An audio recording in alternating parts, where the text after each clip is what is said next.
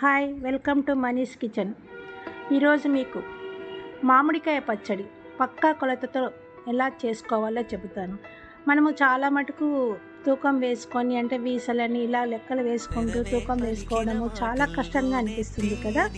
అలా కాకుండా easy method ఎలా అంటే, మీరు మామిడికాయలను సన్నగా ముక్కలుగా తరగండి. ఒక గిన్నె కొలత తీసుకోండి. ఆ గిన్నెతోనే 7 ఒప్పలు కొలత తీసుకోండి. అంటే 7 గిన్నెల ఒప్పలు ఒక బేసిన్లో వేయండి.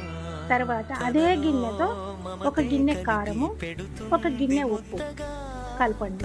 తర్వాత సగం ఆవాలు వేయించి పొడి కొట్టుకోండి, అది కలపండి. తర్వాత మెంతులు వేయించకున్నా పర్వాలేదు, అలాగే వేయండి. అన్నీ వేసి పచ్చడి అంతా బాగా కలపండి. తర్వాత నువ్వుల నూనెలో తిరువాత గింజలు అంటే ఆవాలు, పచ్చిశనగపప్పు, జీలకర్ర అది వేసి వేగిన తర్వాత ఒక 2 గడ్డల తెల్లవాయలు దంచి తిరువాతలో వేయండి. మిగిలిన 2 గడ్డల తెల్లవాయలు దంచి పచ్చిది కలపండి. ఈ నూనె చల్లారిన తర్వాత బాగా కలపండి. అంతే, ఆవకాయ రెడీ. తిని చూడండి, టేస్టీగా ఉంటుంది.